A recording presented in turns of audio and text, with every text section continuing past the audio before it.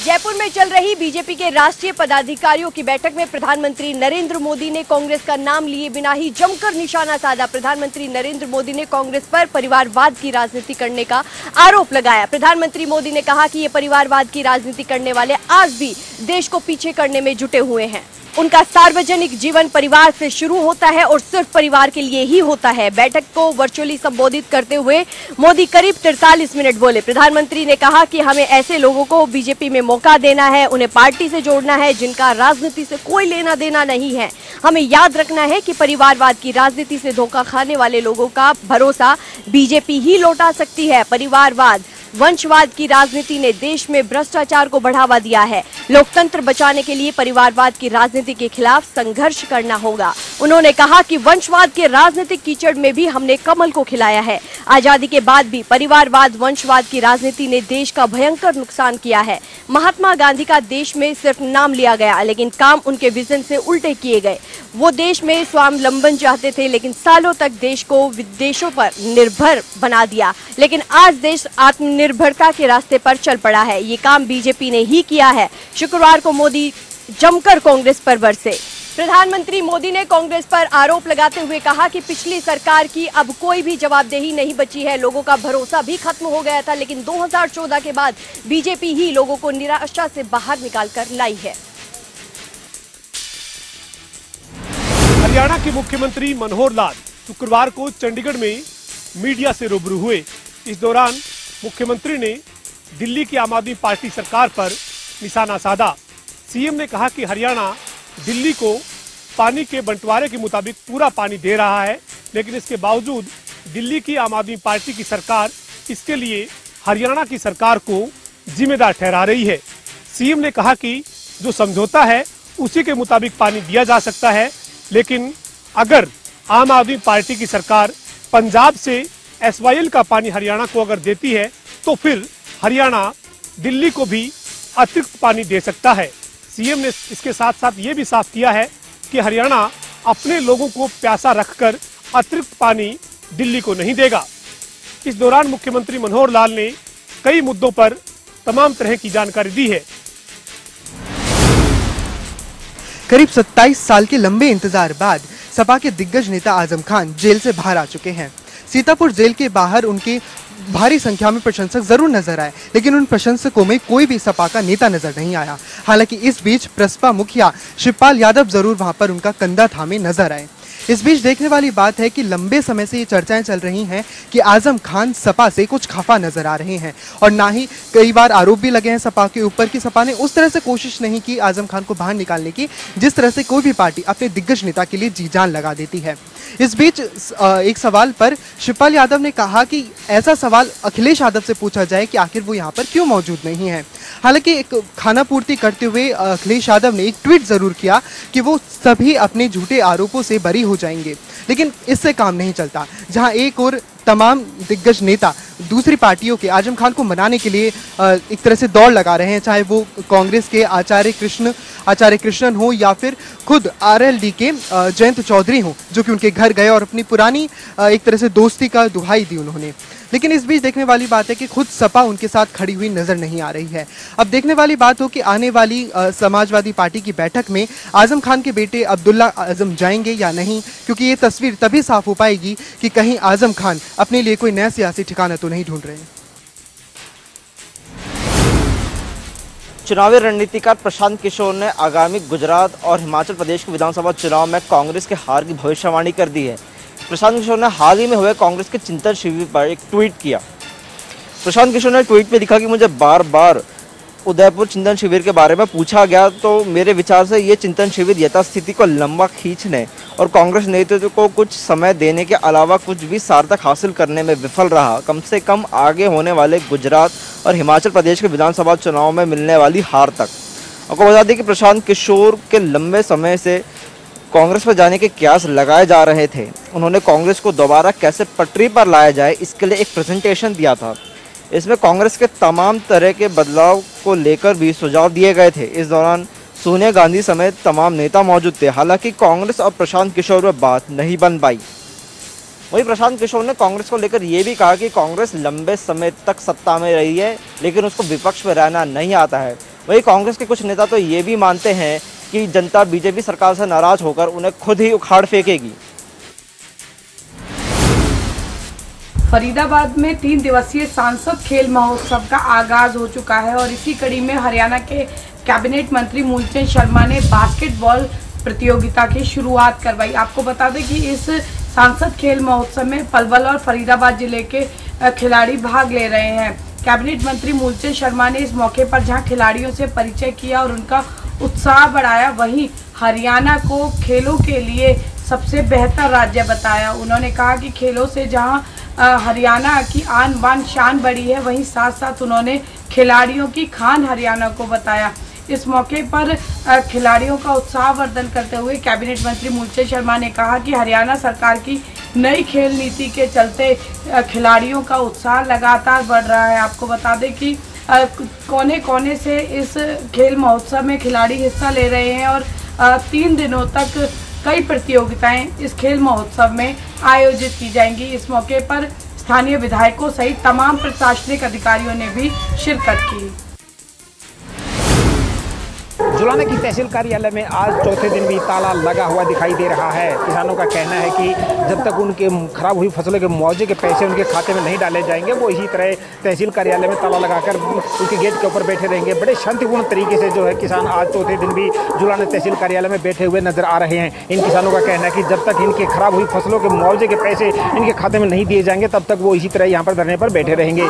इनका साफ तौर पर कहना है कि इनकी मांगे नहीं पूरी होंगी तब तक ये ऐसे ही बैठे रहेंगे। और काफ़ी संख्या में बाहर से भी किसान अब जुलाना के किसानों को समर्थन देने के लिए आना शुरू हो गए हैं।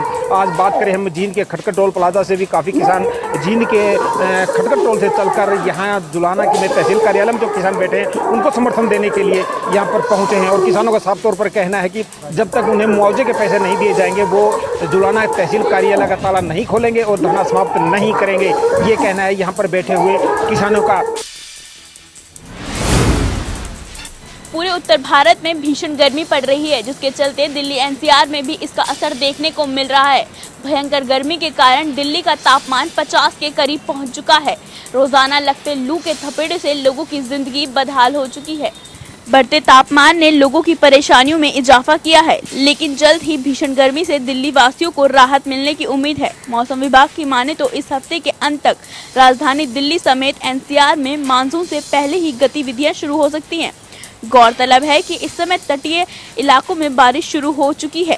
केरल, बेंगलुरु और असम जैसे राज्यों में झमाझम बारिश का दौर जारी है। मौसम विभाग के मुताबिक गुरुवार को न्यूनतम तापमान 27 डिग्री सेल्सियस और अधिकतम तापमान 44 डिग्री सेल्सियस पहुंच गया है।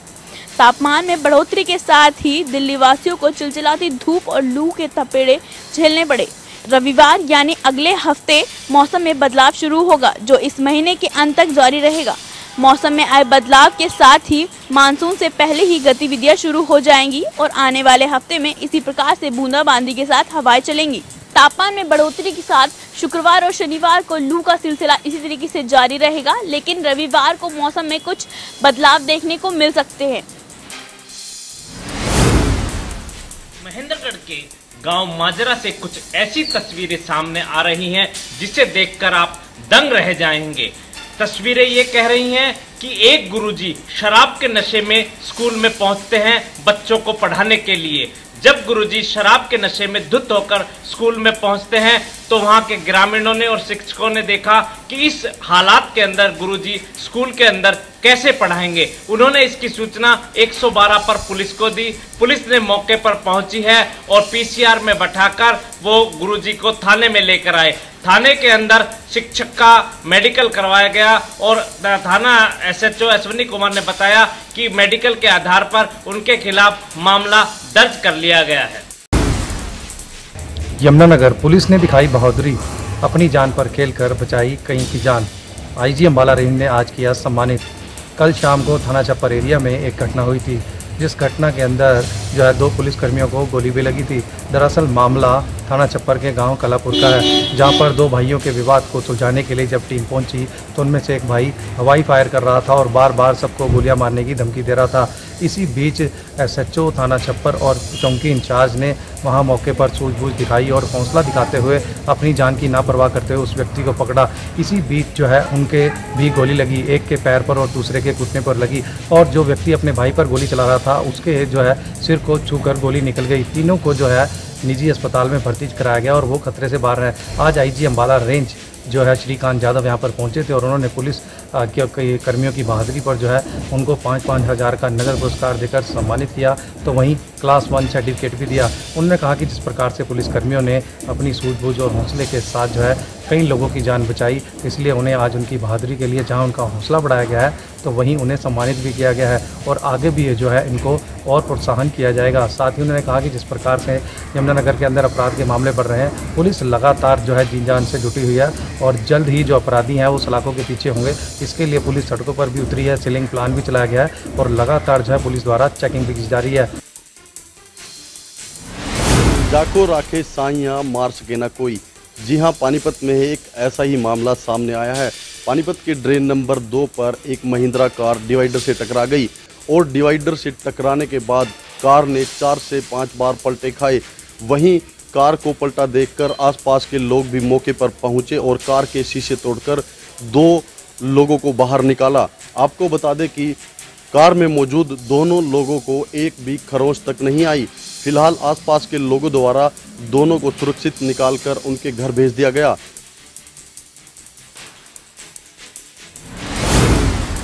भिवानी जिले के गांव कोट के राजकीय स्कूल में बंदरों का आतंक मचाया है।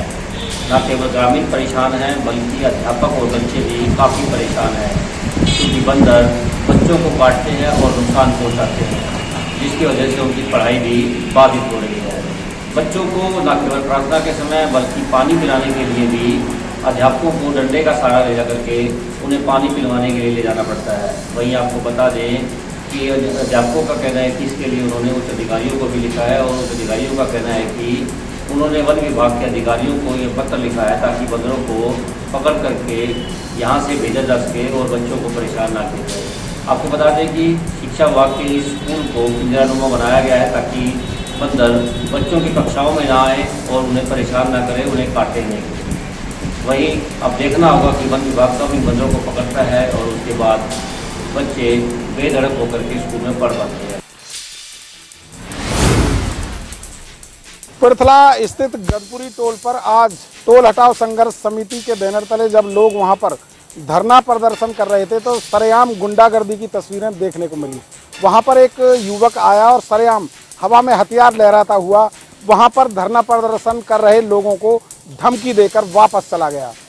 टोल पर जो टोल हटाओ संघर्ष समिति है उसके सदस्यों ने आरोप लगाया है कि सरकार की सह पर ऐसे आरोपी यहां पर धमकी देने के लिए आ रहे हैं। प्रदर्शनकारियों में पूर्व मंत्री करण दलाल, पूर्व विधायक टेकचंद शर्मा, पूर्व विधायक रघुवीर तेवतिया भी वहां पर मौजूद थे। कहीं ना कहीं इस बात को लेकर पूरे क्षेत्र में रोष व्याप्त है और अब आगामी 22 तारीख को इसको लेकर एक बड़ी महापंचायत का आयोजन किया जाएगा।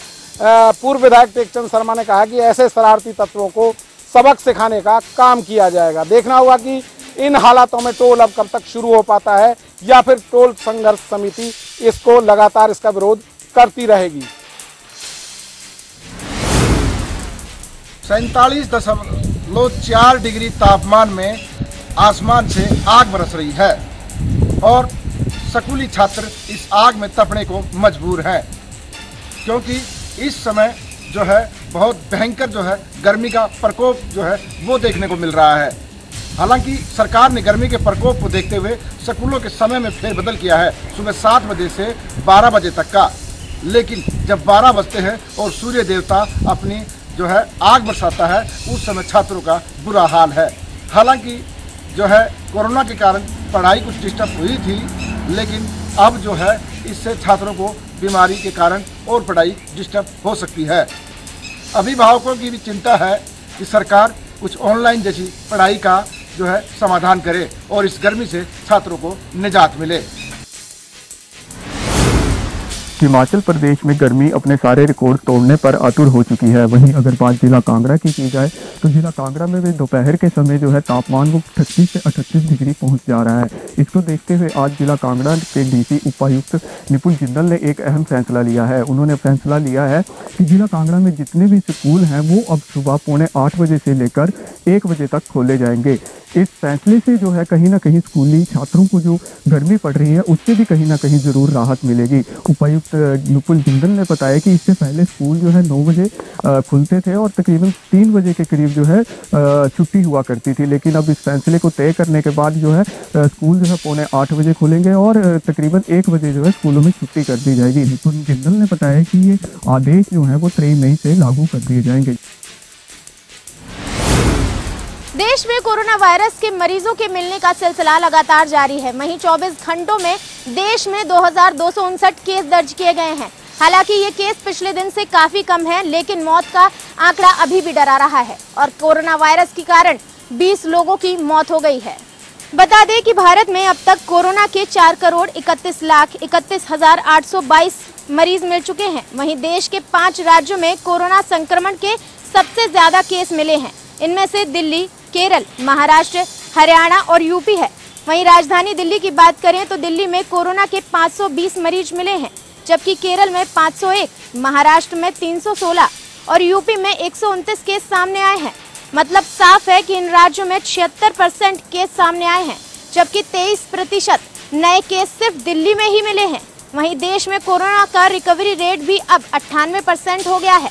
वहीं पिछले 24 घंटों में 2614 मरीज ने कोरोना को मात दी है, जिसमें देश भर में कोरोना को हराने वाले मरीजों की संख्या 4,25,92,455 हो गई है।